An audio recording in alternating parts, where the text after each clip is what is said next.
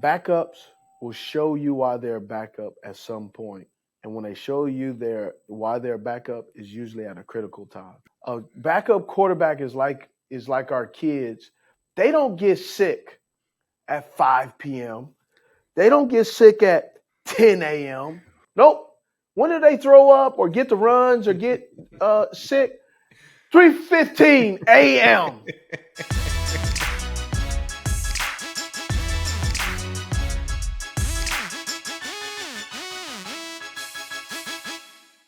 All right. Another edition of Cut to It with my man Coley. Coley. Week 6. Pretty interesting turn of events. So another gross week. Real gross. That's such a East Coast thing. What's gross? You done hit that food gross. What is that? What is that? Well, gross. It's disgusting. It was hard to watch. It was unpleasant. Like I was looking at my bronze, silver, and gold for this week, and it's hard to come up with three worthwhile of talking about. I almost slid, if we weren't already talking about the Patriots, I would have slid them into bronze just because at least one offense looked competent in that game. I feel like you don't see that a lot right now across the league. It's tough. I think the defenses are complicated. I believe more athletes are playing on the defense, and so that's where the exoticness comes in. All the fancy offenses. Too many fancy offenses. Well, that was the question I wrote down for this week. Like offense league wide, the scoring is just down this year. I think it's the lowest it's been in 5 years. Okay. So I like that little fact. Our defense is getting just dropped. Our defense is just better right now, or are too many offenses similar enough where you don't have to devise like a different defensive plan every week because everyone's kind of copying each other offensively. See, I love what you just did because you didn't even know. You just helped me because I wanted to talk about something I did not tell anybody about the conversation that we're about to have right now. You're talking about offenses. There's a lot of offenses going on. Actually, there's not a lot of offenses going on. There's one dominant offense, and let me go ahead and kind of talk about it. So, 49ers, Minnesota, Rams, shifting a little bit, but the Rams, Jets, Cleveland, the Browns, Denver, all these teams, and there's some more as well. They all have the same thing in common. They're running this old West Coast offense that Kyle Shanahan is running, right? They all have splintered off, right? And so just follow me. There's some, just follow me. So the two teams I want to talk about today that I think are going to be extremely interesting. One, the train wreck that's going on in Denver right now. Daniel Hackett is running. He was the guy that was really involved in game planning with Matt LaFleur in Green Bay. Daniel Hackett is running the same offense that Kyle Shanahan is running, which is the same offense that Kyle Shanahan learned from, which is Gary Kubiak. This old school Denver Broncos West Coast offense. And the reason I know this is the quarterback coach for the Denver Broncos is who, Coley? I'll let you look it up on your laptop if you have one on your top of my head, no idea. No idea. Look it up, though. I want you to look it up. Yeah, look it up. I'll pause. We'll wait. Oh, it's Gary Kubiak. Clint. Quarterback coach for the Denver Broncos. Google's lying to me then. Yeah, it's Clint. Oh, Clint Kubiak. There it is. Okay. Yes. Clint. And that offense is predicated on run game. the Denver Broncos and Russell Wilson. So I was talking to some people. I was talking to some people, some sources, and I said, what is going on in Denver? Why is Denver struggling so bad? Is Russell Wilson where he needs to be? Is Russell Wilson washed? Is he hurt? What is the matter with Russell Wilson? Here's what's going on with Russell Wilson. Russell Wilson is in a office. So I heard some things and I said, what was Russell Wilson like in Seattle? What happened? Why? And they said, Steve, Russell Wilson is in an offense that does not help Russell Wilson be Russell Wilson. You talk about Russell Wilson, let's cook, all this stuff. Russell Wilson, does not play good football when he has to be precise, on time, and dependable in the way this offense is required. This offense is a chunk play offense. Russell Wilson probably is one of the best deep ball throwers in the National Football. He loves throwing the deep ball. And he does it exceptionally well. But what he does not do well is 3-step drop hitch, throw it. 5-step drop hitch, throw it. That's not what Russell Wilson does. If you go back and look, that is not what he does. He doesn't do that. Even the success, the Super Bowls, the playoff runs, all the things that Russell Wilson has done when he's been successful is off schedule, get outside the pocket, let Russ cook, throw it down, the Golden Tate, he jumps up, pulls the ball out of the air, has the ball, the referees that were what were they called? What kind of referees were they called? The replacement refs? The replacement referees, yeah. All of that stuff. When you go back and watch the highlights of Russell Wilson, scrambling, whirly bird, that's what Russell Wilson loves to do. Off schedule, improvising football player. They started running plays in Seattle for Russ. They had a play that literally was just a scramble drill. That's what they started doing. And he was going great. You go back in his press conference, he said, I finally go to a place where I'm no longer have to carry the team. But what Russ has forgotten is when Russ was cooking, they were cooking with a run game. Oh, yeah. And this offense for the Denver Broncos requires a solid running game. Not a pedestrian running game like they have. Not a tiptoe Tony like they have in Melvin Gordon. They need someone who can put their foot in the ground and go north, and actually just north, not south, just north. Not east and west, north.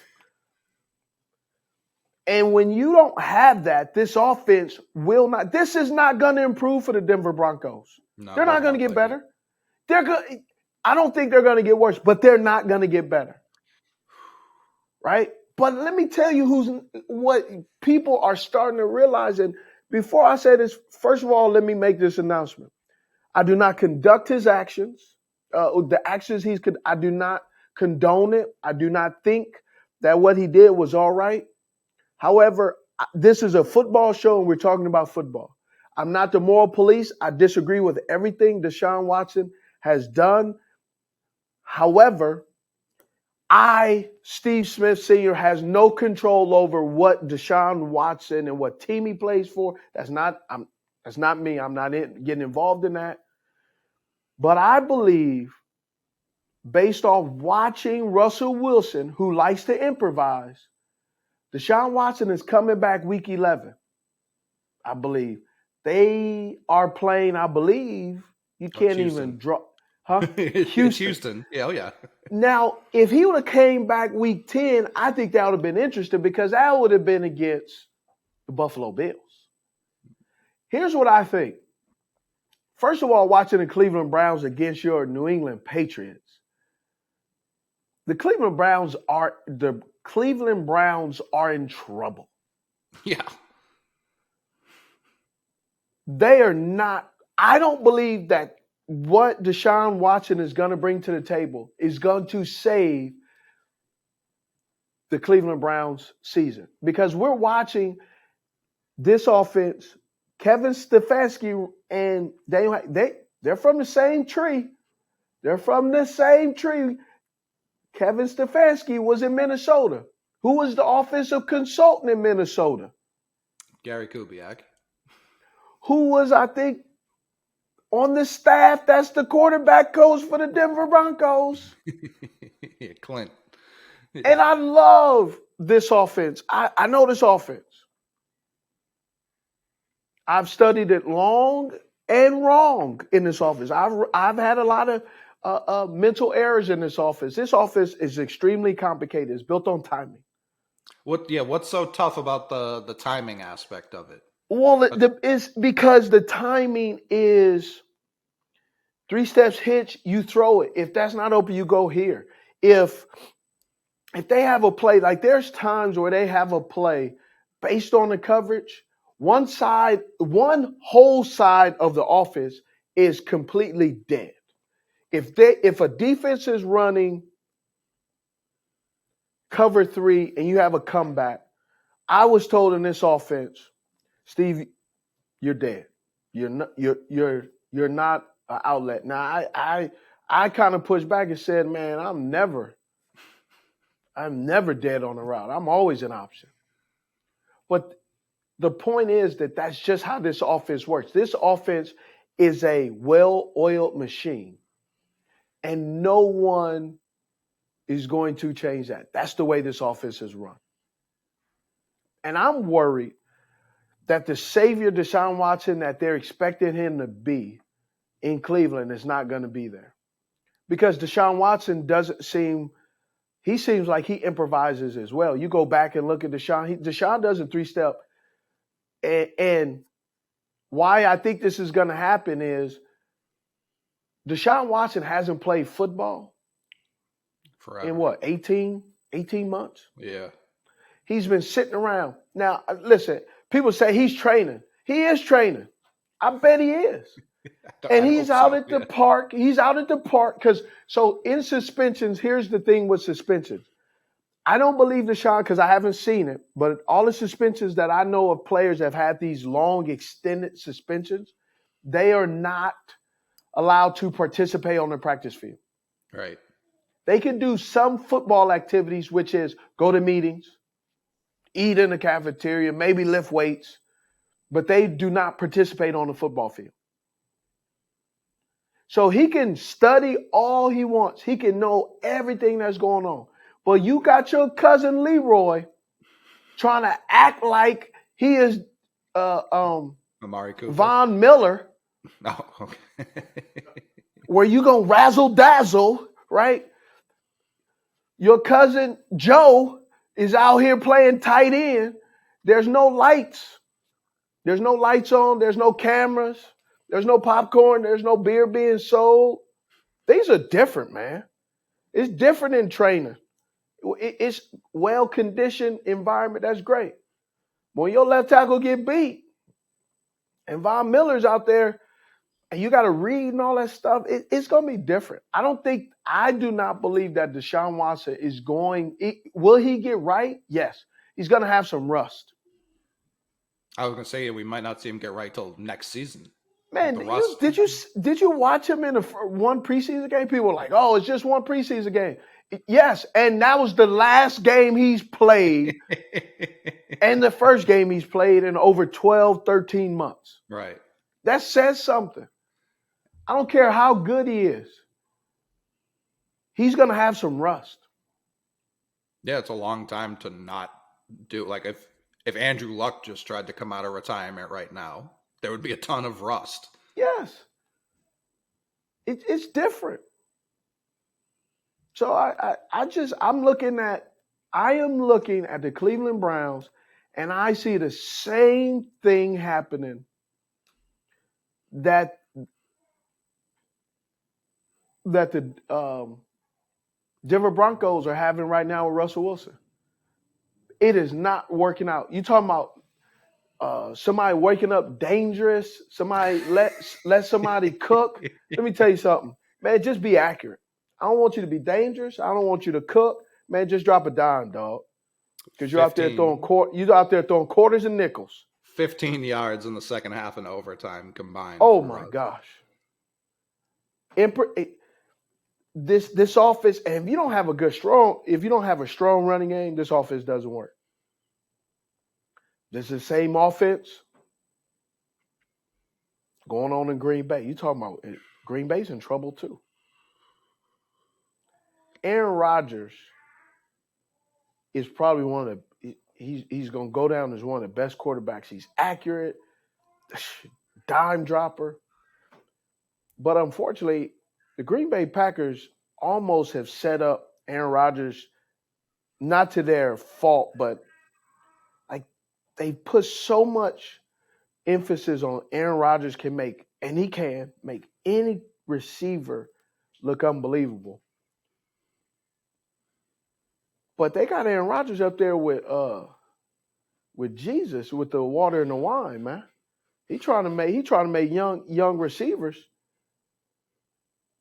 look like that 10,000 fish fry that Jesus had going on. Like, this ain't happening, man. Aaron Rodgers cannot fix all the ailments that the Green Bay Packers have. The Green Bay Packers are in trouble.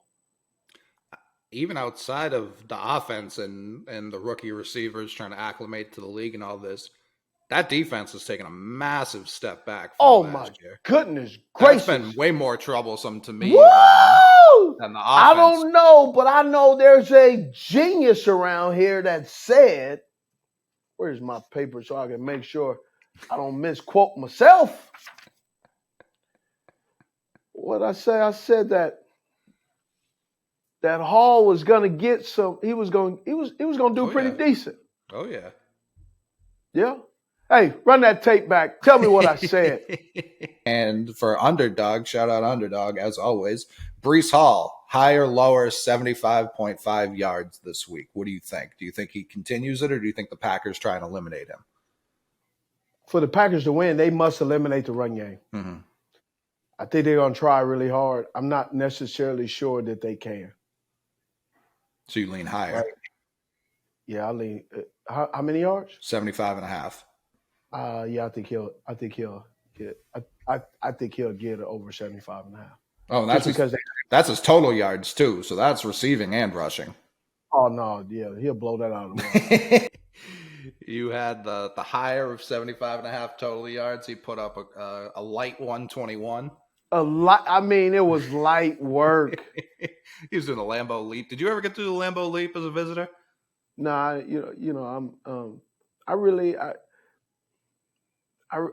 don't mess with other people's grass, man.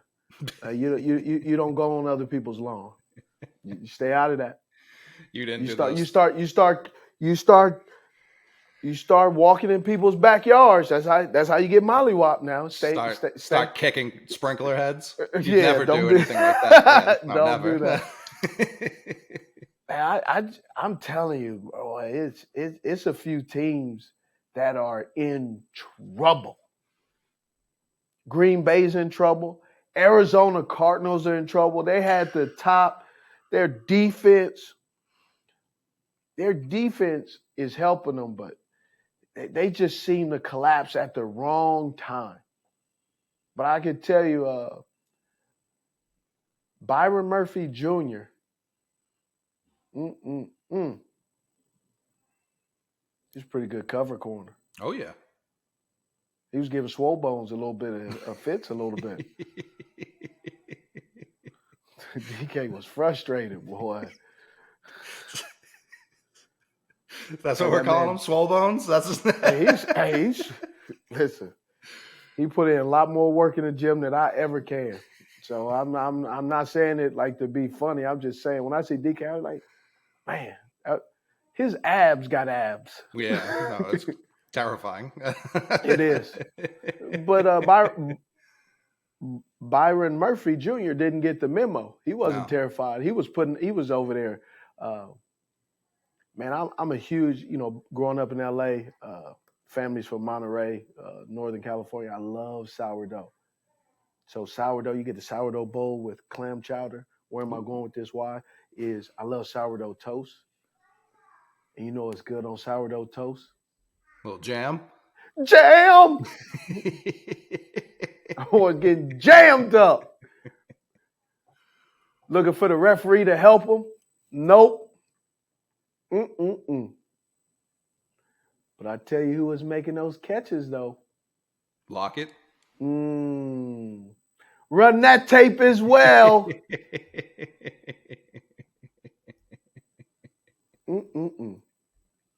Unbelievable. How frustrating is it? And obviously you played on the other side of the ball, but the Broncos, their defense has been playing lights out. Their defense might be the best defense in the league. You ain't lying. Arizona. I detect no lie in that statement. Yeah, Arizona, not the best defense in the league, they're pretty. I think Arizona is they don't get enough credit because of how much we expect the offense to be so much better. Right. And then Seattle's coming off a week where they put up 37 on New Orleans, something like that, and then they hold them to 19, and the offense doesn't even really keep them in the game. Like it wasn't really that competitive. Like how frustrating. Right now, what's the Broncos defense team meeting talking about? Are they just? I think they're rolling their eyes at them, side eyeing a little bit. You know, hopefully Russ ain't saying let's ride. Somebody's like, oh, what? Right? So it's tough. Especially when it's equaling up to losing. So it's gonna be a tough. I think it's gonna be a tough.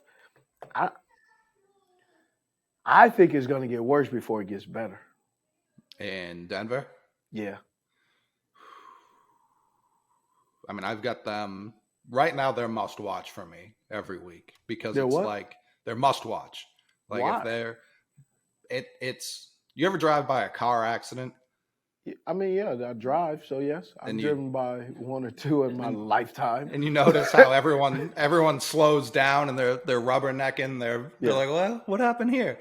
That's what it feels. It feels like you're watching a very slow car accident over the course of 17 games. Like someone could fly out of the windshield. It could tumble. Like anything could happen when you watch the Denver Broncos, except they're not going to score more than 16, 17 points. That's the only thing that can happen. Well, you want to talk about train wrecks? Oh boy. Or car accidents? Let's talk about my team right now. There. Let's talk about my team. Down a receiver. Carolina Panthers. Down one receiver. Yeah, I guess so. If you throw it to them, right? Average depth of target for PJ was 1 yard. I know. What is all right, let's go ahead and broach this conversation with Robbie Anderson. There's been a lot of speculation. There's going to be a lot of stories. There's going to be a lot of things being said.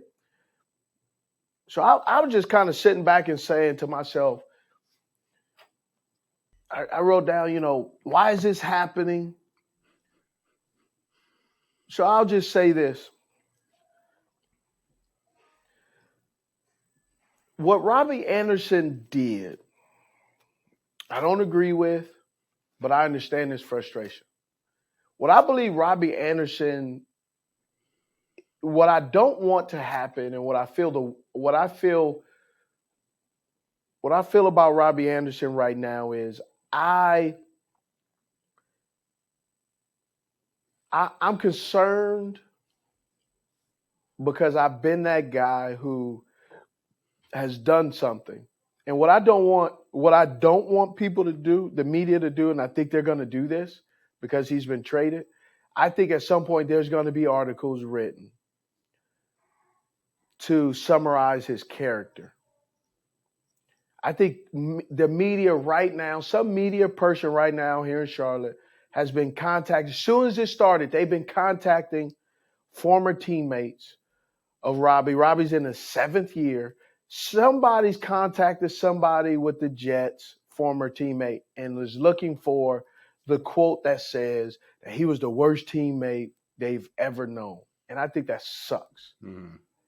Because First of all, that was 6.5 years ago, right? Every rookie does something stupid. Every rookie comes into an organization and does something that they look back on and go, man, I was an idiot. I was immature. And what I don't like about what I think is going to happen, that's happened, is what Robbie Anderson did is Robbie Anderson made himself a sacrificial lamb and a distraction for this accident, this car accident that we're watching every Sunday with the Carolina Panthers. So here's the other thing I really think too. Robbie Anderson was T-boned. He's in a car accident. Robbie Anderson was T-boned. Why? Because he's in an offense that currently by what we saw last week, so their own admission, we're not going to throw the ball beyond 2 yards? Yeah. But he got on the plane. Every wide receiver got on the plane and said, "Hey, we're playing the Super Bowl champs. We're going to give it a fighting chance." And that is exactly did not happen. Right. Robbie Anderson got in the face of his receivers coach. I don't condone that. I don't think that was right. However, I don't know what was going on, and I will say this. There's always more to the story, and there's always more things that have happened. When guys are frustrated, they're not frustrated on that day. They're frustrated on everything, and we don't know what was said, but I don't want Robbie for the remainder of his career, or when the NFL continues to allow him to play, or the teams allow him to still play, and that all of a sudden now he's a cancer. Right. He's the worst teammate ever. And so I was saying is Robbie Anderson was T-boned. He was T-boned because he thought he was going to be with a team that was actually going to throw the ball. And what Robbie Anderson did in this accident, instead of, they called the police. It was an accident. Somebody T-boned him. Bang. Stay with me with this analogy. Okay. Instead of going in his glove box and getting his license, his insurance or registration, and waiting till the police come to tell him, instead, what Robbie Anderson did with his actions is he went in his glove box, pulled out his gun, and shot up in the air and said, "This is bullcrap." That's what he did. And when you do that, you distract from what the real issue is. Right. Because the average fan who does not watch the Carolina Panthers, the people who do not live in Charlotte, who don't have a care in the world about the Carolina Panthers, are only going to think, man, this Carolina Panthers team, man, they had this wide receiver that he went bananas. He just conducted himself so unprofessionally, blah, blah, blah. And that's going to be kind of like, well, this is why and man, I hope that doesn't happen. And I think the media is going to try to do that with him. They're going to try to say that he is the reason why, or they're going to throw Matt Rule under the bus and say, he's a Matt Rule guy. Right. And Robbie Anderson is frustrated just like everybody else.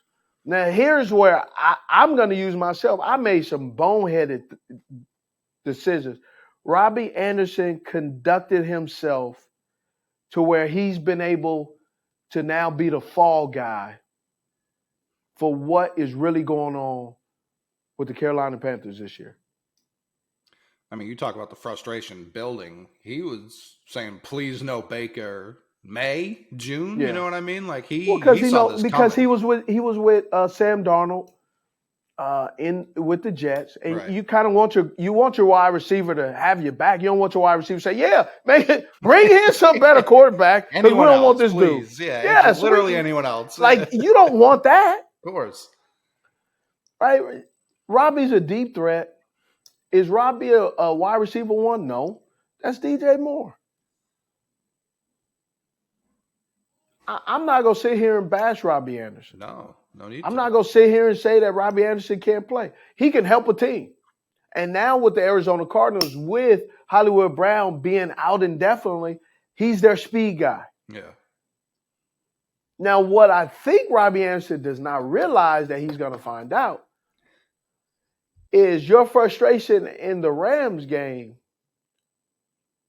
Well, that's not going to stop because you got to go play those Rams again. And you got to play the 49ers. And Call of Duty comes out this week. So there's a lot of problems in Arizona. Man, I don't stop with this Call of Duty. Getting there at the wrong time. And let me tell you something. I saw the commercial again. I may buy the game just because of how I just like all the people they got on there. This is why they spend so much money marketing. They get Little Baby, they get little Nicki Minaj, they get everyone involved, and now all of a sudden you want the game. Yeah, I may buy the game. Listen, watching the Panthers show, I may have to vent some frustration out on somebody. You know? So if you see on Xbox Live, Policy Bender, that's me. That's my Xbox Live, Policy Bender. Just right there on the edge. Right up to the line, yeah. Yep, right up to the line. Maybe my foot on the line. Yeah, exactly. Is anyone looking? Can I get a little bit over it? Yeah. But, I'm not looking for the Carolina Panthers to dramatically change. I'm looking for the Carolina Panthers, the little small details. I love what I saw out of PJ before he got hurt. But what I loved was for the first time we were under center. Running the ball, giving the ball Christian McCaffrey. We even had a Deontay Foreman sighting. Oh, wow. How about that? Took him off the milk carton. We found him. Oh, my goodness gracious. They found him on the side of the road. He said, we'll rush for a ride. They said, hop in. We're going to SoFi. Come on, buddy. Now it's already started. I guess it's not since the Robbie Anderson trade, but Brian Burns, they're talking about maybe trading. Christian McCaffrey, they want some first for. Do you think Robbie Anderson's just the first to fall? And is this the start of a fire sale? I think they're going to – I think – here's what I think why they will be some players traded. I don't think they may be – I'm just guessing. Will they be big names? I don't know. It just depends on how intriguing of equity they're getting or assets they're getting in return, right? Will there probably be some guys traded? I think there'll be some guys traded because here's what you don't want to happen. You're not winning. You know there's going to be something new, whether Coach Wilkes remains a coach, which I think he probably could, and he's an outstanding man and a good coach. But he's going to want to change up some things. And in changing up some things, you're going to really need some draft picks. And then you also, some of the guys that may be going into free agency or they may be hitting their rookie, the fifth year of their option. This is not a very attractive place to resign right now if you are going to be heading into your fifth year option of your rookie contract. Like if I'm heading in my fifth year, do I want the extension for the money? Yes. Of course. Do I want to be on this team currently right now? I'm not sure. I got to pray about it. I got to talk to the family. I really got to think about it because if you sign the extension in your fifth year right now, think about it. And they sign you to a 3 or 4 year deal, 25? He's going to take another year and a half, 27.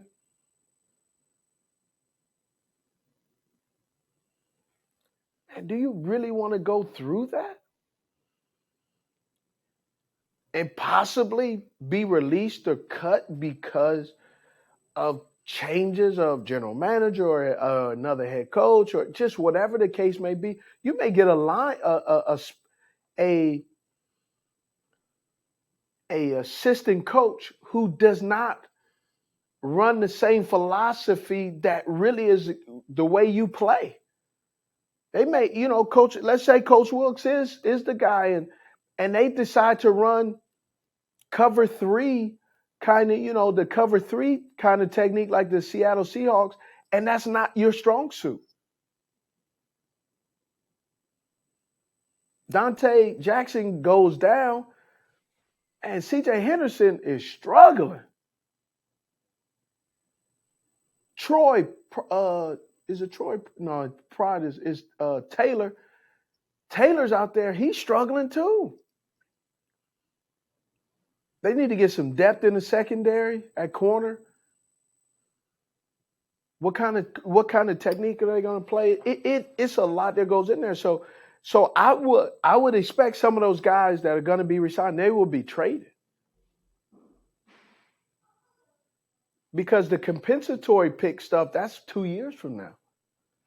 You sign, he gets the 5th year option, then he moves on going into a 6 year. Man, that's 2 years from now. Yeah. Man, that coach ain't got 2 years.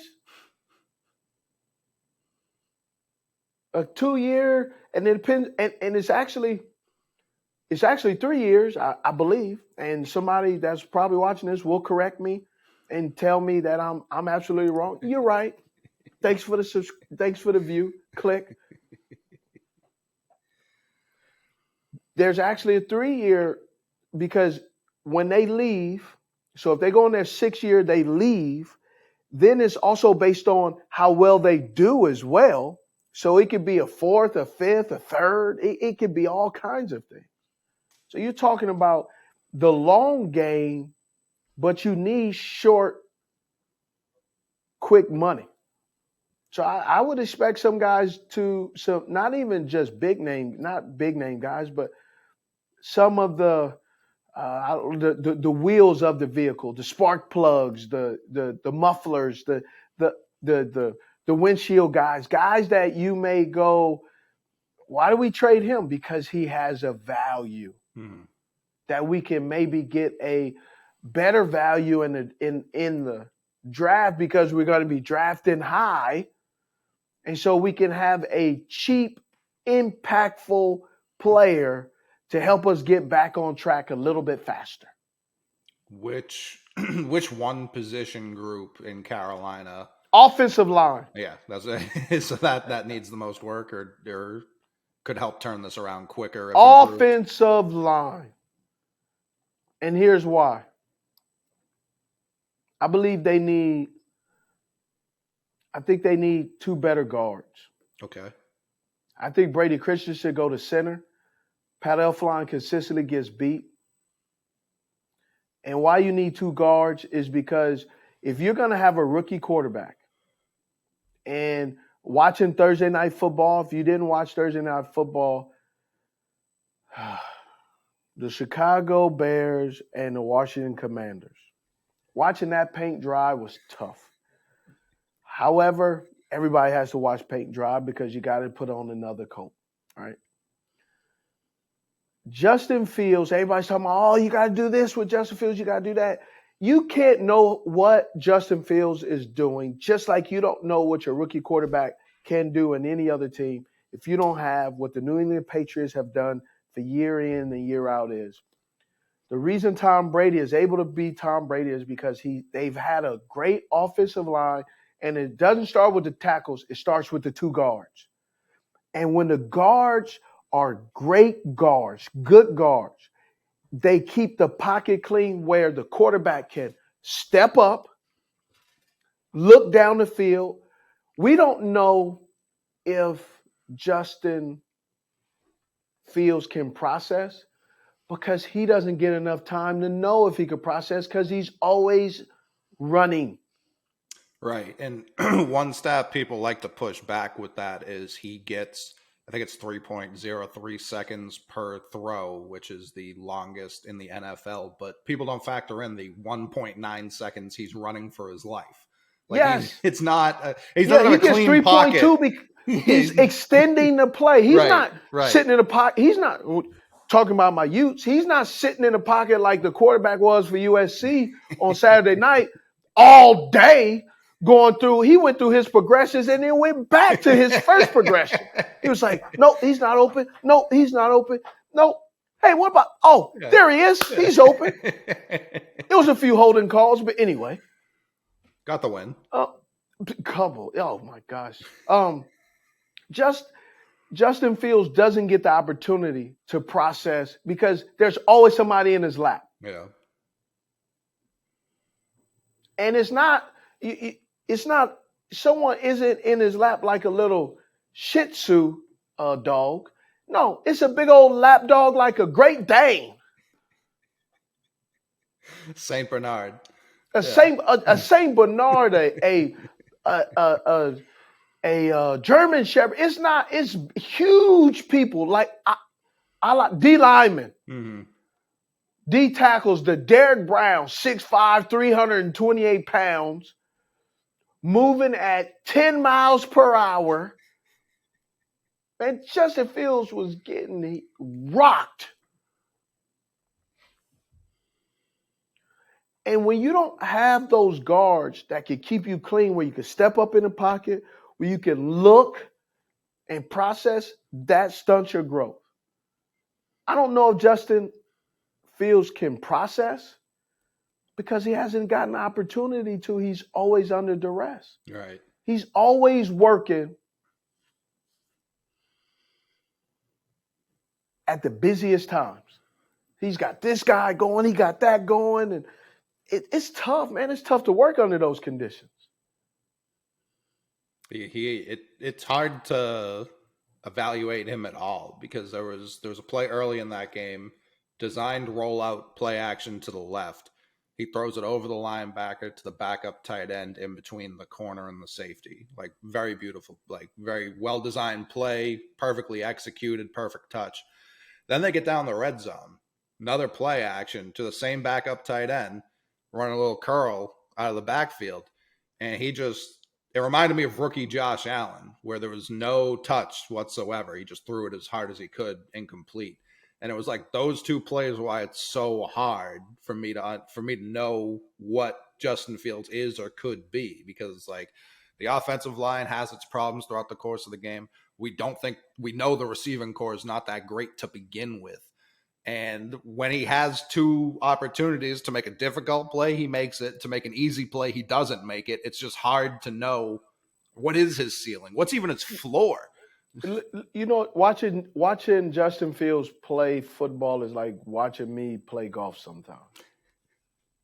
Man, sometimes I can hit a great shot, and other times I need to go home.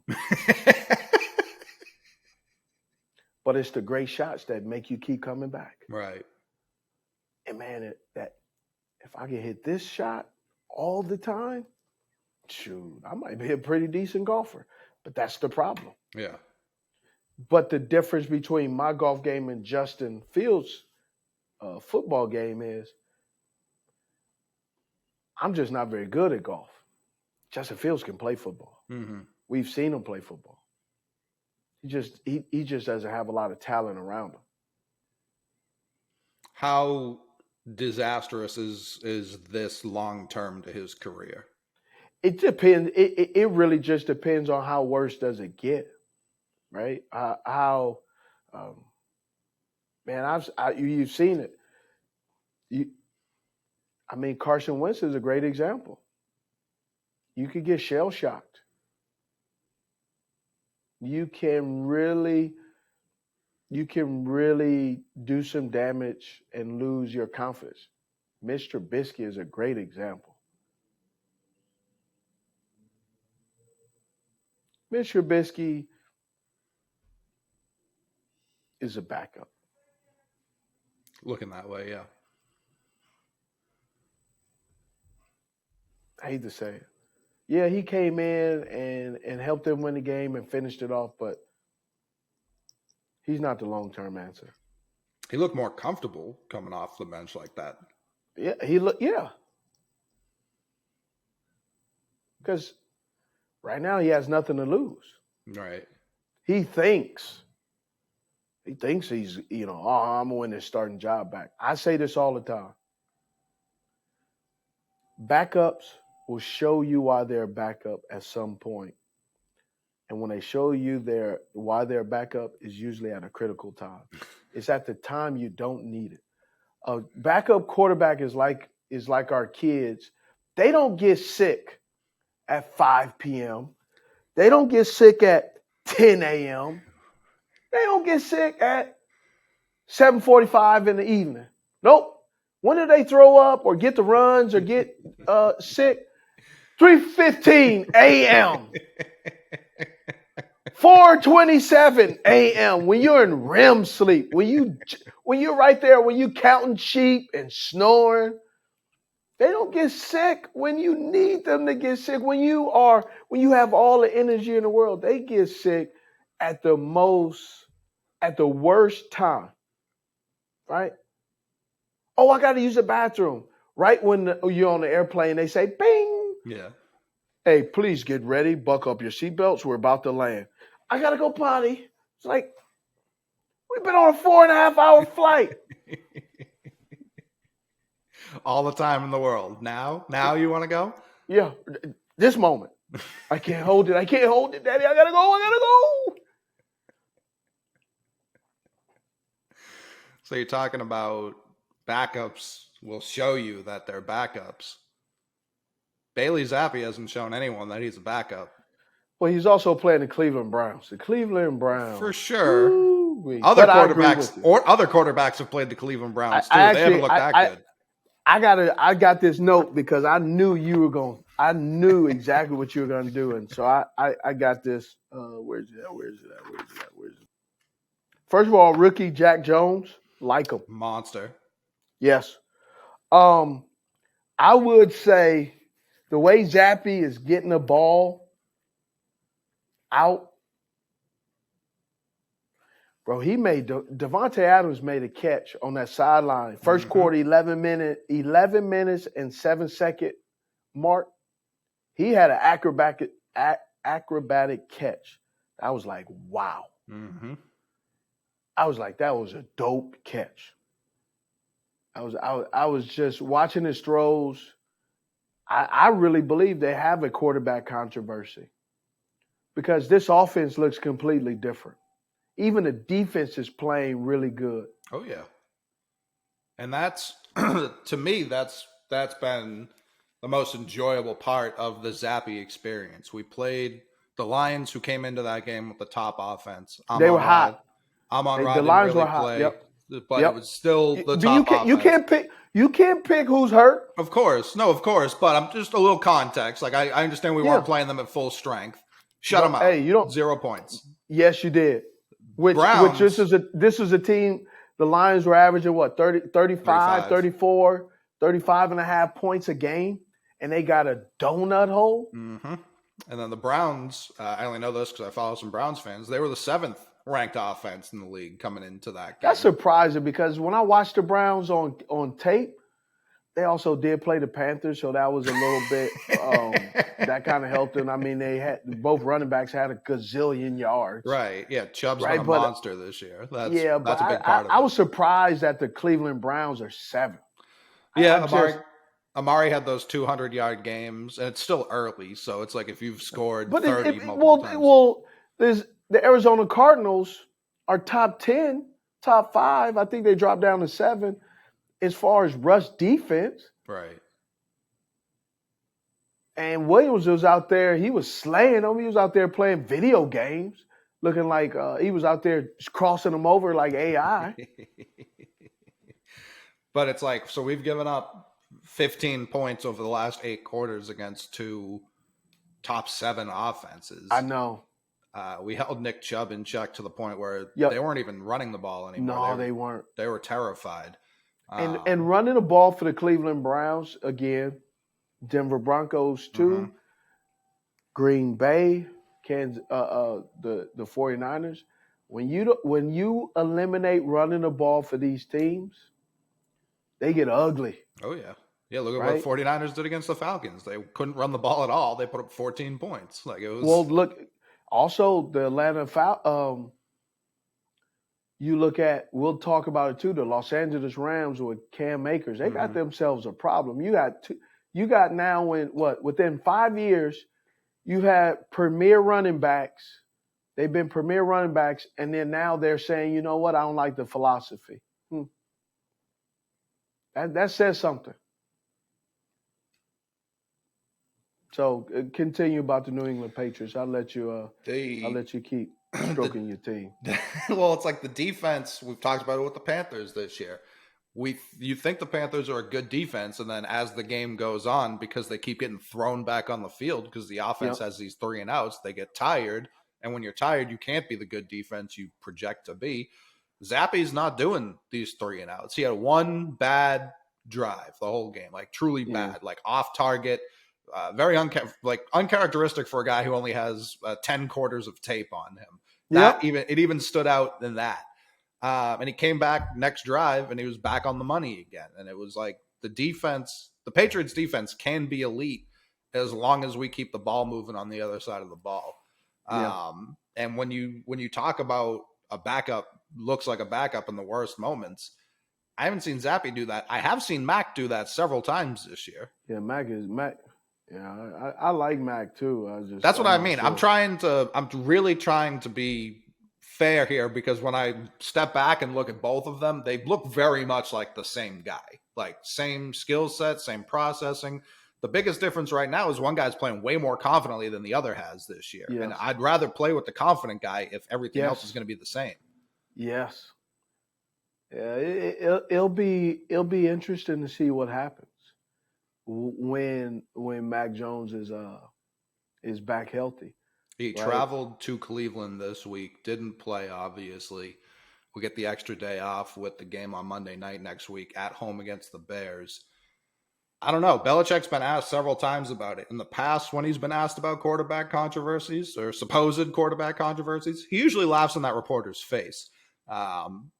He hasn't been doing that. He's very much, I think he's very open to the idea of whoever's playing better, that's who we're rolling with. I don't think he cares about the first round pick versus fourth round pick thing. No, he doesn't. Man, I'm concerned about this Cam Akers and Sean McVay thing because I do agree the Rams are not trying to even remotely try to run the ball. No. Like, running the ball, please. They can't. It's like, running the ball for the Los Angeles Rams is like having my son eat asparagus. No way. Not happening.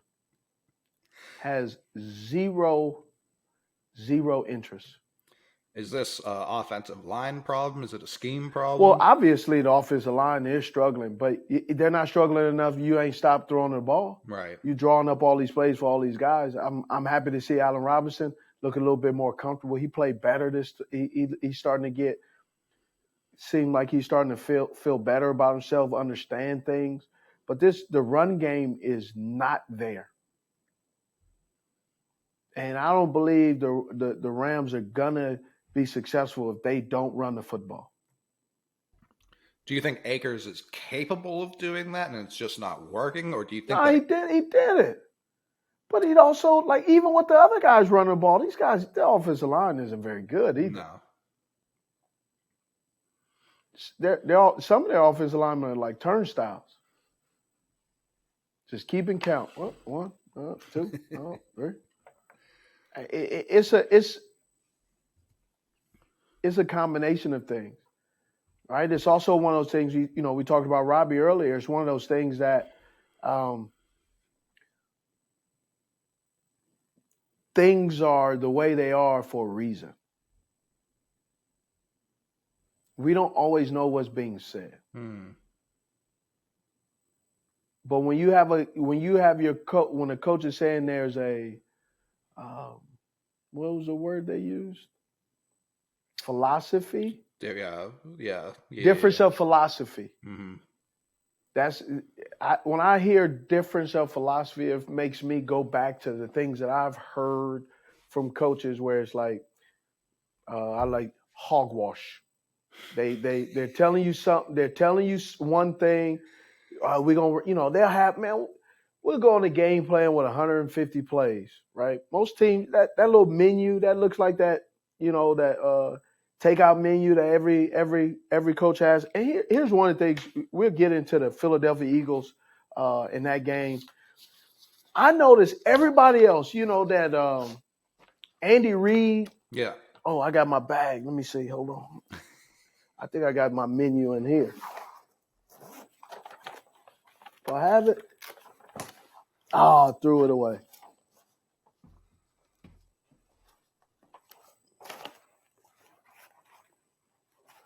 I'll bring it next time. Okay.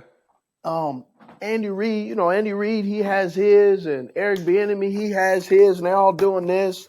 Mr. Cool Man, Cliff Kingsbury, he has his. And then you got dang old Mike McCarthy. He look like he ain't doing no coaching. He always doing this. He just holding it. You notice that? He always just holding his like. Listen, you won't find any disagreement from Packers and Cowboys fans. They'll agree. Look, he's always holding his like, yeah, I put in my order. Let me just waiting on it. Like I'm going like Mike, what do you do? Listen. You got Dan Quinn in the box. He's standing up. Let's go. He's over there talking about, yep.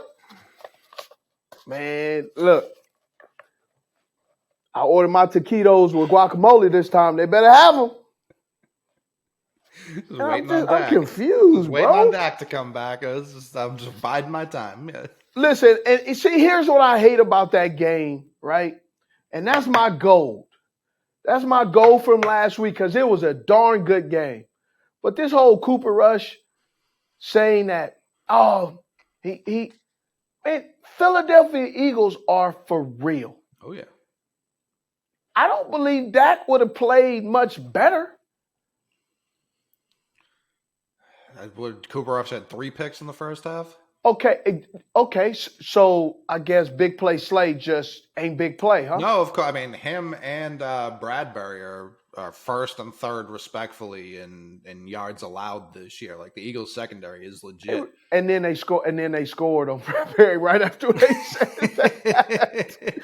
I love James Bradbury. I think he was here in Carolina. He didn't get a lot of credit. He's improved his game dramatically. I love watching him play. I was shocked when the Giants.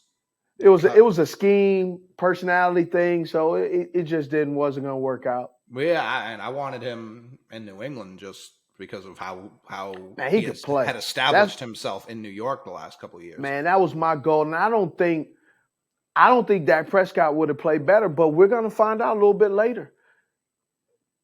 Because I think Dak coming back, I think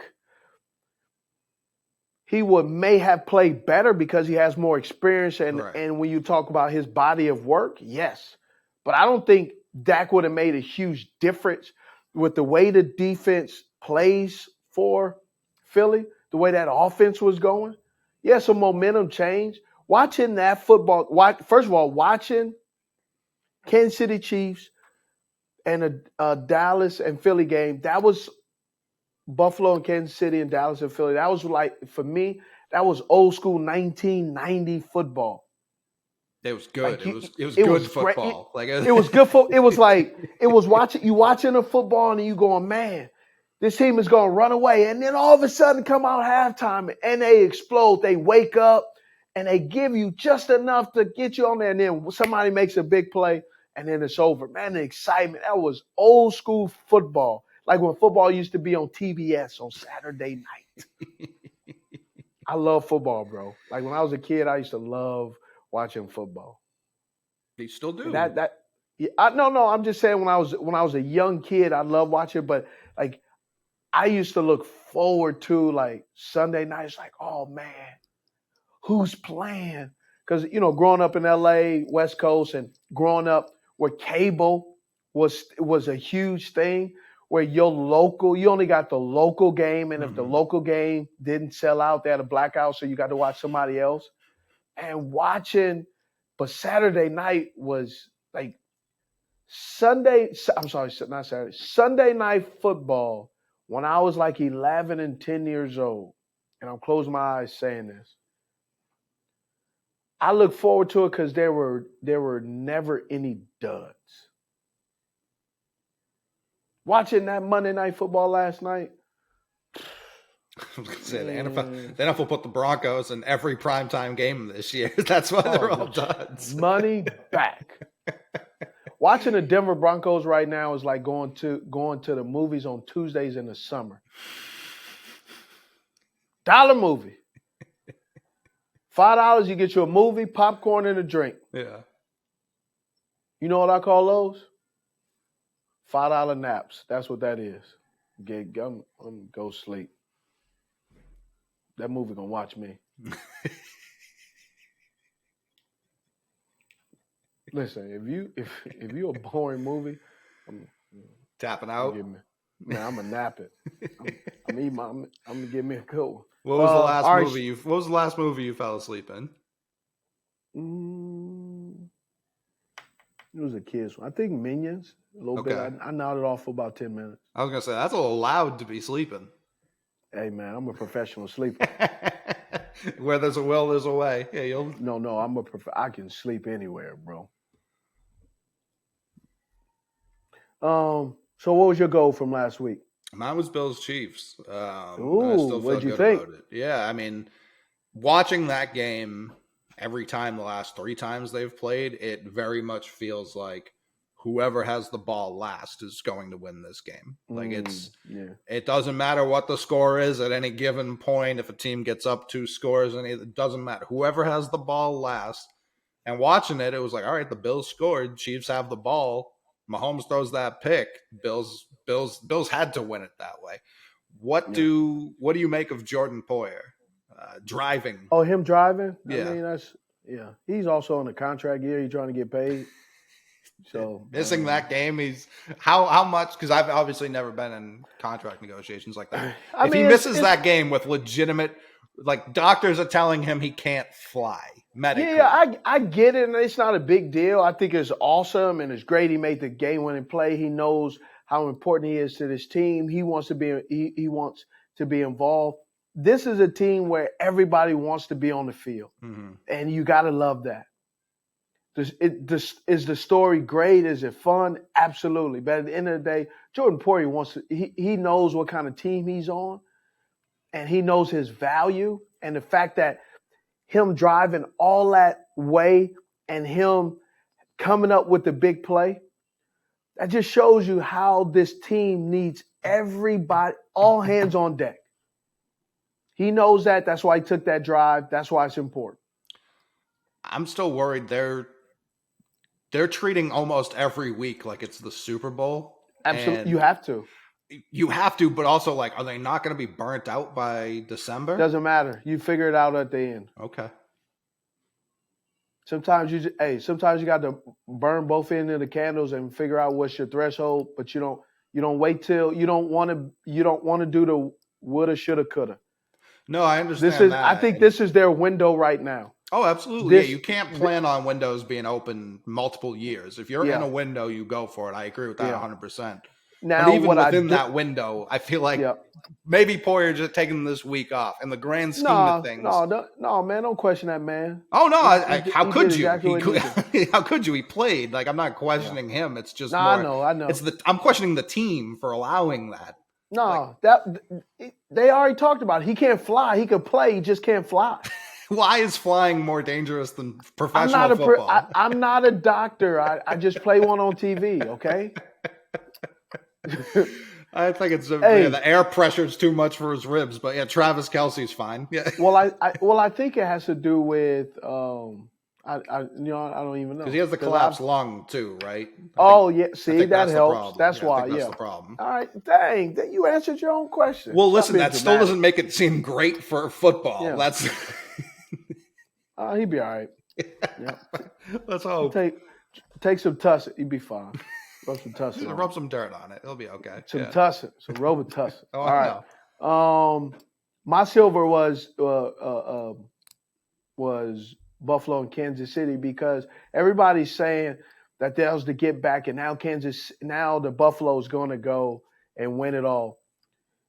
I think it's still going to come down to the AFC championship. I think it's going to come. I think it's going to be like the 49ers and the Cowboys, or the Cowboys and the Green Bay, or Green Bay and 49ers, where every year whoever wins the NFC is going to win the Super Bowl. I think that's where we're heading with these two teams right now. These are the new Kansas City and Buffalo are the old 49ers and Dallas Cowboys, where whoever wins the NFC championship is eventually going to go on to win the Super Bowl.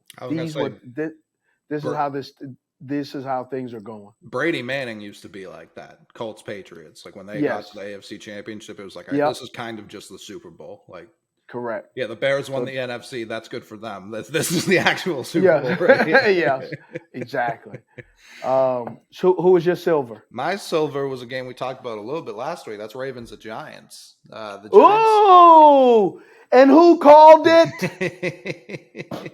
The Giants just keep winning. Wink Martin. So do you think, someone asked me, you think the Giants are for real? I think Dayball's for real. So is that a yes or a no? I just do not trust Daniel Jones, and that's. You don't have to. He's 5-1. Nobody cares if you trust. Do you? Well, if you're asking Daniel Jones doesn't care if you don't trust him. He's 5-1. He definitely shouldn't. I trust what I see. There's a 5-1 team. For sure, they get it done, bro. They definitely do. They are legit. They've bought now. it. Can they be the Philadelphia Eagles? I don't know, but I know they 5-1, and I know who is not 5-1. A lot of people. That's true. You know who isn't 5-1? Your New England Patriots are not 5-1. Well, that's because we didn't start the season with Zappe. So I don't care. My Carolina Panthers are not 5-1. No. Why? Well, hold on. Why you emphasize? Why you emphasize that? I'm offended that the way you. I knew it would. I knew that's exactly what would happen. All right. That's my Browns, Baltimore and New England. Just because I'm sorry, Baltimore and with the Giants, because I was like, man, the Ravens are in trouble on defense. Their third, fourth quarter lead blown this year. It's starting to become a rerun. Mm-hmm. I said it. I don't think Mike Macdonald is the guy. I think people are figuring him out. I've seen it here in Carolina. Phil Snow, college defense coordinator, extremely successful in college. Mike Macdonald, extremely successful in college. College coordinators seem to get figured out in the second half of football games. Interesting. They seem to get figured out.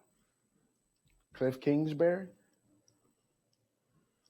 College coordinators get exposed in the second half because it requires 4 quarters of football, and they throw the kitchen sink at you in the first 2 quarters, first 15, and then they're throwing the same thing, except no, it's the same dishes. They throw the kitchen sink at you, and then they pick up the same broken coffee cup or teacup. That doesn't hurt. Right.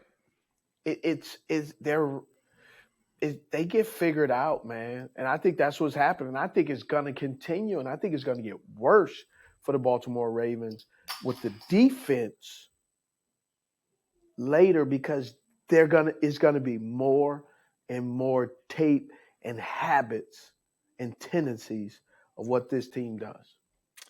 I can't remember the numbers off the top of my head, but the Ravens offense with and without Rashad Bateman this year are night and day.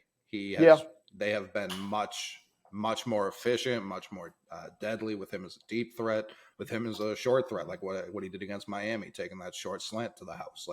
When he's not on the field, that offense is a lot more pedestrian. So they need him out there. You know what I'm impressed with? I'm impressed. Lamar Jackson is balling. Oh, yeah. He's throwing his pocket presence. He's throwing the ball. He's turning it on and off in ways I didn't see. I'm impressed with him completely. Yeah, I love Lamar. That boy gonna break the bank. I think it might be 2 brink trucks that they have to pull up to sign him. I think they're going to do the franchise tags. I don't know that they're. Yeah, I think so. I think they're terrified think so to sign him. You think they're terrified to sign him? Otherwise, why haven't they done it already? Well, because he also has cut off negotiations as well, too. Well, he cut him off day 1 of the season. He said, "I'll negotiate up until today." Yeah, and I think that's smart. Right. He doesn't want distraction. That, to me, that's he's focused on football. Yeah. All right, so let's go forward. You want to get into some fantasy versus reality? Yeah, buddy. Because I don't know if you know, in the podcast world and the YouTube world, you haven't really made it, Steve, until you've got your own promo code. And boy, oh boy, do we have our first promo code. And I'm excited. Hold on.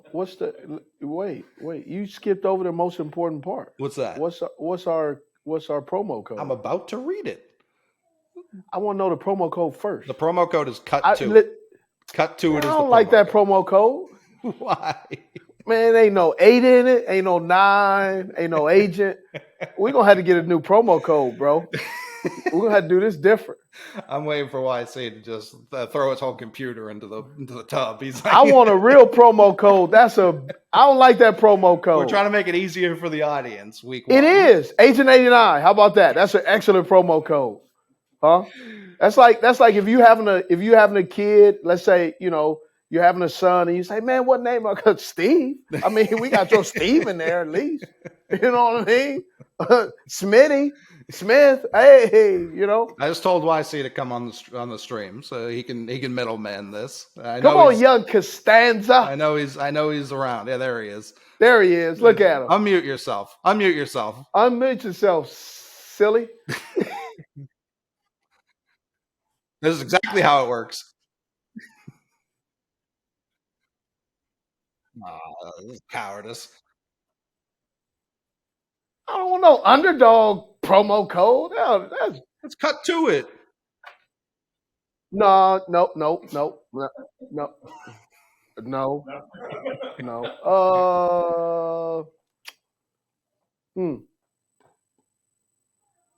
Put me on the spot. You put him on the spot. Yeah, you put him on the spot. Hey, you know what? I got the promo code. Flat brim. Ooh. You like that, huh? Yeah. We just got to, shorten it up. Bang. It's about as long as cut to it is right now. It's about the same length as our current promo code. Shut up, Mickey. Actually, shut up, Edward. Oh, brother. Oh, brother. No. You know what? Actually, let's keep it cut to it.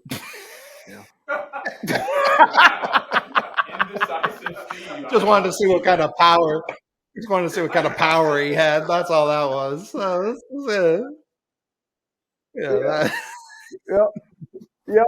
So cut to it. That's the promo code. Cut to it.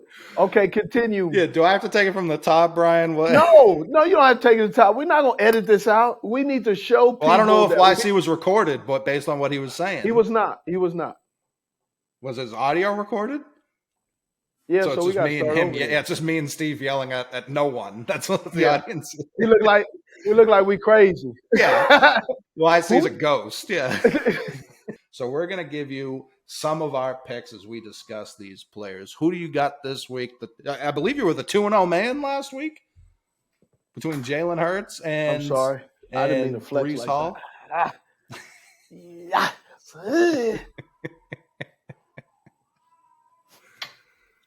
Okay, let's do it.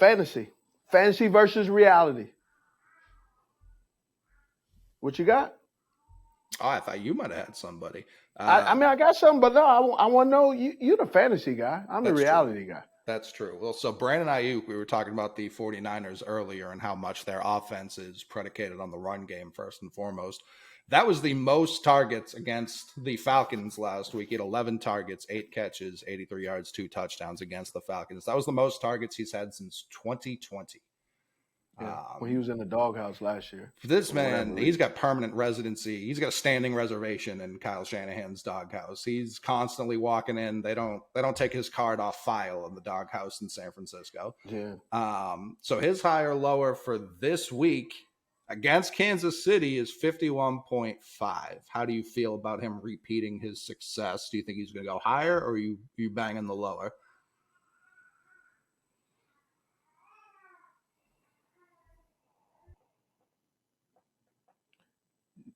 50. So a little lower. What is that equal to in catches and all that stuff? So they basically saying he's going to get 8 to 10 targets again, or 8 to 10 catches. Yeah, I mean they're projecting him to get 51.5. Well, that's what they're setting the higher lower as 51.5. Yeah. So they're saying if he gets so last week when he got 8 catches, 11 targets for 83 yards and 2 touchdowns, that equaled up to 50 points or whatever. Oh no, it's just straight yards. It's not points yards. or anything like that. Yeah, just yards. 50 yards? 51.5 yards or higher or lower. Yeah. And he playing Kansas City? Yeah. I think he can get 50. So lower? He may get like 61 yards. So I think he'll get 50. So okay, so slight higher. We're leaning. Yeah, slightly. Yeah, okay. Slightly higher. Okay. Just because they're going to do it. They're going to do. Teams are trying to take away Deebo Samuels, so they're saying beat us with someone else.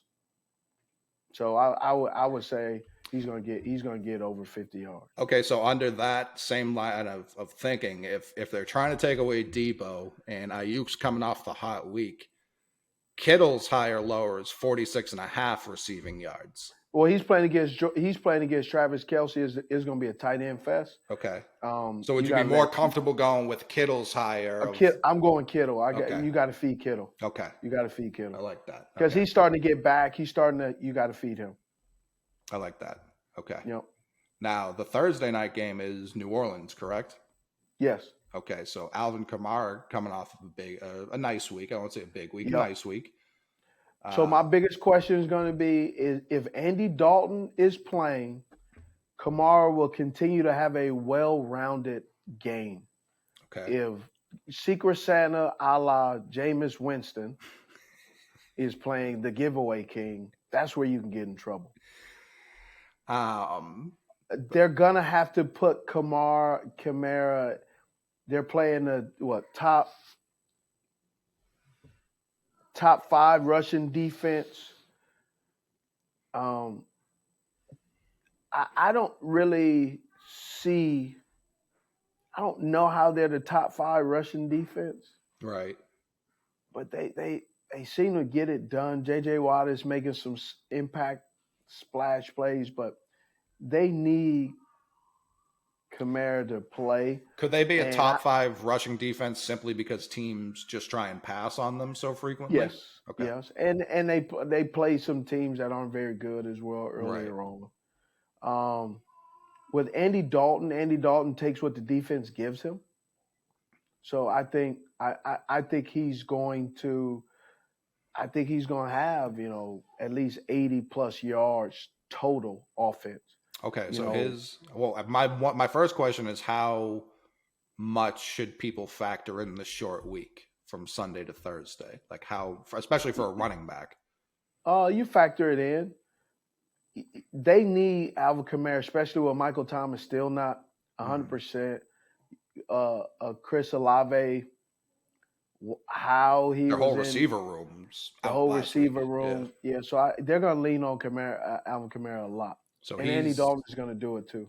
His total yards is 102.5 rushing and receiving. Yeah, he'll get that. Okay, so higher on Kamara. Okay, yeah, he'll get that. Okay. Walker seems going on Walker now. Walker seems like he's the back.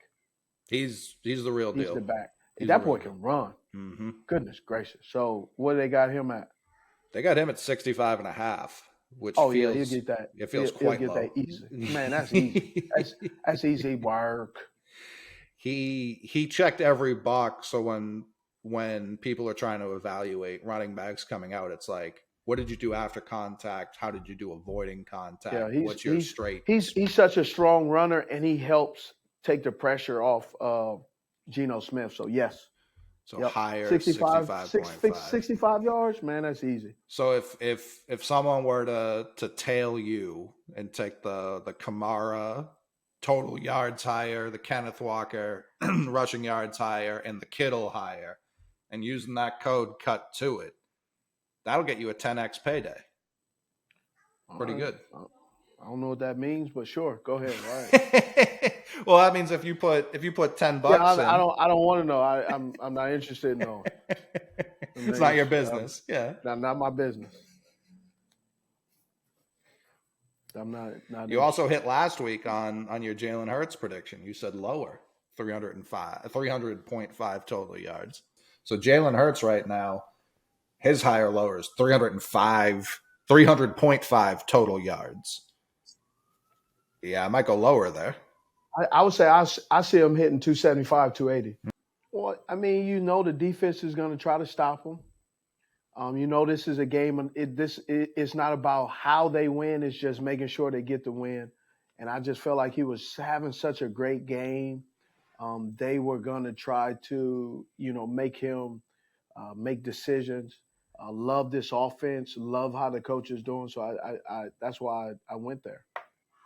Now, one thing that happened in that game too, Lane Johnson goes down, and the Eagles looked much different when he was out. If he's out for an extended period, how important is he to this team? He's huge. It's huge. But what I love what the Eagles did is they protected their tackle that showed very early, like 2 plays in, he's in over his skis. He cannot block Michael Parsons. And so they started putting a tight end over there. Then he started helping them. They started coaching and adapting to the circumstances. We don't see that in football very often. They did a great job of adapting and figuring it out. Now they're playing this week. They're playing who are they playing? I can't even see them. They off? They might be off. I don't see them on there. Yeah, they might be off. So they're good. That definitely helps. Yeah, they're off. Is there a coach right now who matches their team and city's identity as well as Nick Sirianni? I mean, I think Andy Reid's and the Chiefs.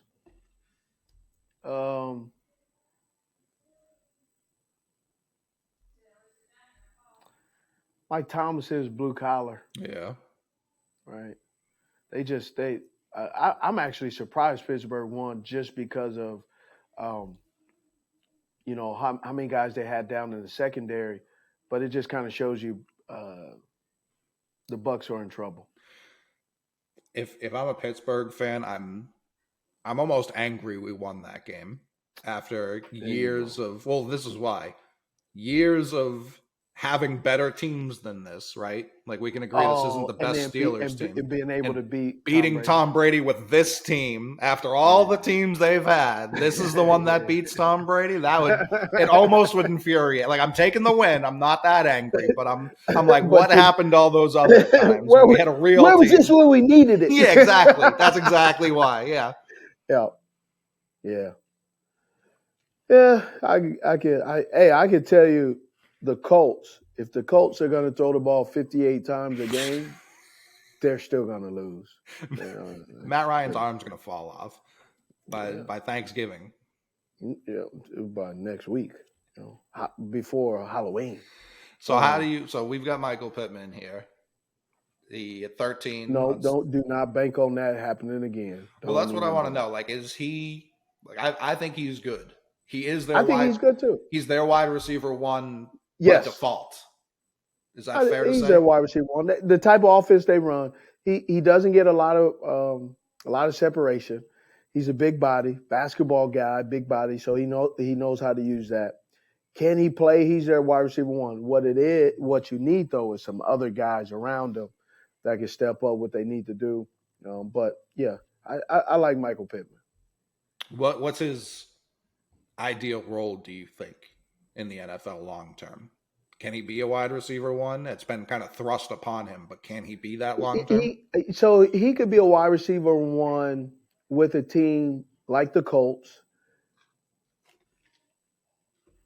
in that division, like Houston, Jacksonville, where they're not huge market. They're not high octane offenses. They're just kind of Tennessee. Mm-hmm. They're just kind of running the football is number one. He could play for the Atlanta Falcons, right? And put him with Kyle Pitts. I think that's a great duo right there. He's not going to get you a ton of separation. It's just not who he is. He's a big jump ball guy. He's not. If they're looking, here's what I think people are thinking Michael Pittman can be. I think people thinking he could be the Cortland Sutton. Mm-hmm. No, he's not. And there's nothing wrong with that. He doesn't have the speed, the separate. No, the he doesn't have the speed. Yep. What do you think's more important for a wide receiver? Straight line speed or quickness in short bursts? It depends on how they use it, because we talked about this with Jerry Jeudy, where when you have straight line speed, but you don't catch the ball fluid and you don't do some of those other things, it doesn't really matter. Jerry Jeudy catches the ball like he when he catches the ball, sometimes he look like he's shocked that he caught it. So and then you talk about Jerry Jeudy, talking about just the guy. I was watching him play against Asante Samuel Jr. They needed a go-to play. They went to him. I don't know why they thought he was going to make that catch. Yeah. Lockdown. So I was having a conversation with someone I can't reveal this Saturday, last Saturday when I was in Utah, and was saying, man, he's fast. He's this. I said, yeah, he is. He was really good in college. This ain't college anymore. No. These guys can run with you too. See, that's the thing that people don't understand. When you're fast and that's your best attribute, and then you get to the league and the guy that's covering you is just as fast or faster, gets real interesting on what you go on your hat of tricks, and there ain't nothing there. Pull the rabbit, tomato, yeah. Nope. Cars, nope. He got the same tricks too. Probably more. Yeah. So that's why so Pittman is great on a run first team. You brought up the Chargers secondary. One of the first conversations we had in person was, what were the Patriots going to do losing J.C. Jackson? J.C. Jackson got benched last night. I had to double check. I had to make sure he didn't get hurt because I didn't want to. His ankle isn't 100%. It's not 100%, but he had his helmet on. He was ready to play. You know what I mean? Like we were talking about Poyer. Sometimes you got to protect the players from themselves too, though. Because I watched him warm up against Kansas City. Even though he came back, he still had a significant limp. Okay. So I don't think he's 100%. Okay. So we'll wait and see there. Yeah, that's what I'm going with. All right. I'm going to go with the track record of Belichick. When he doesn't pay a guy, it's usually for a reason. Yeah, but it's hard to say that with J.C. Jackson because he wasn't. You saw him eliminate players, unlike Malcolm Butler, where it was more of a scheme thing. Mm-hmm.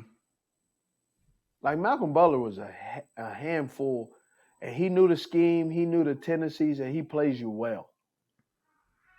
Right? Michael Butler gave me fits at times, and then there's other times where, there's times where, when we played and when I was with Baltimore, I remember a lot of times I was only being covered by Revis. Okay. But I remember I was in the slot, I think, with Malcolm Butler, man. And I'm in the slot. I'm at the point. We're in a bunch formation. I look, man, he jams this snot ball out of me, right? But that's what he does. That he uses every opportunity to get you off track. Malcolm Butler, I think, in that scheme, he's a really good corner. He's a Super Bowl champ. He's this, he's that. But when you talk about cover skills, when he got to Tennessee, he got exposed. Yeah. Right? He's not a man-to-man lockdown corner. Is he a good corner? Yes. Is he great? No. But there's nothing wrong with not being great. You're never going to say that. You're not going to put him in the same conversation with Darrelle Revis. No, for sure not. But and I'm just pointing out just like the difference of sometimes guys mastering the scheme and guys mastering their craft. So you see JC as a guy who can. I think so. Yeah. Like I see JC as I'm hoping JC is able to leave New England and show that he could play the same way Stephon left Buffalo, went to New England, and showed it wasn't Stephon, it was Buffalo. And then now he's in Indy balling still. Yeah.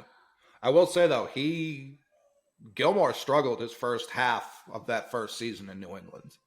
Yeah. And then something clicked. Yeah. And he took off, deep boy, all that. So, yeah, there was definitely an adjustment period. But once he got off that, he was as good as a corner as I've seen come through New England.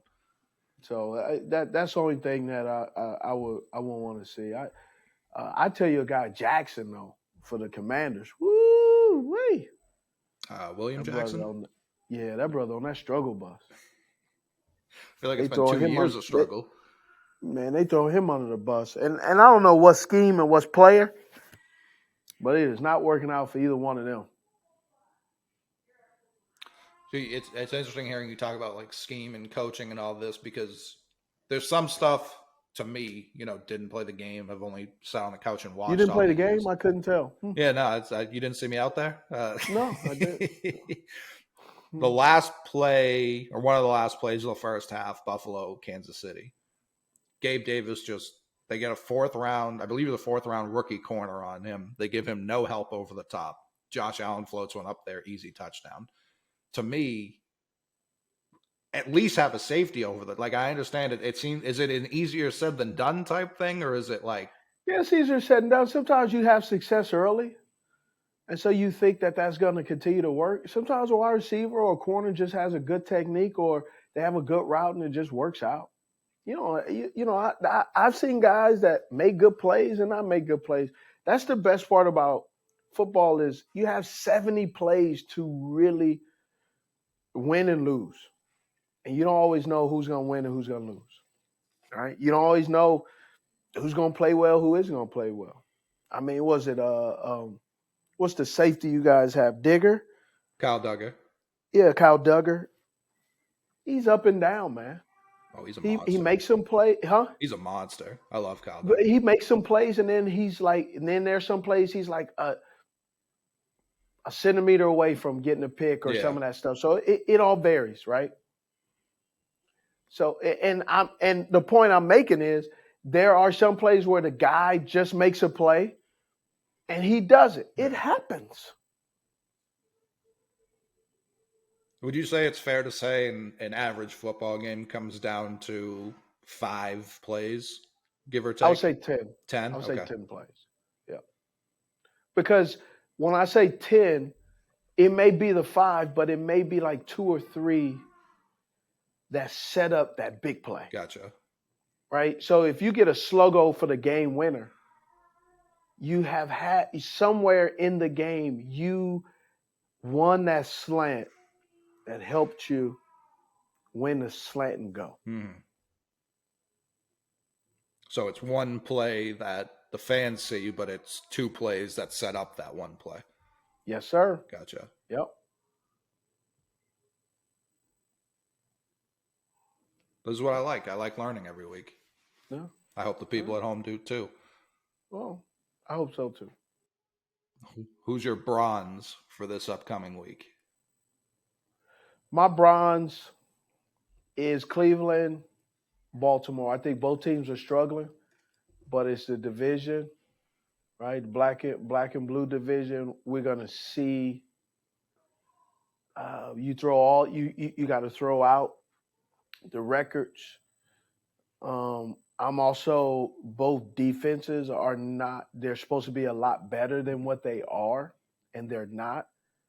I want to see which offense is going to show up for the Cleveland Browns, and can the Baltimore Ravens defense also too.